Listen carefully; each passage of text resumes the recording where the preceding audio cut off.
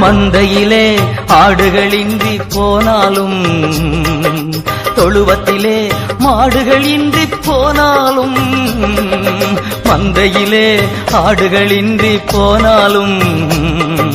தொழுவத்திலே மாடுகளின்றி போனாலும் நான் கர்த்தருக்குள் மகிழ்ச்சியாயிருப்பேன் தேவனுக்குள் களி கூறுவேன் கர்த்தருக்குள் மகிழ்ச்சியாயிருப்பேன் தேவனுக்குள் களி கூறுவேன் அத்திமரம் துளிர் விடாமல் போனாலும்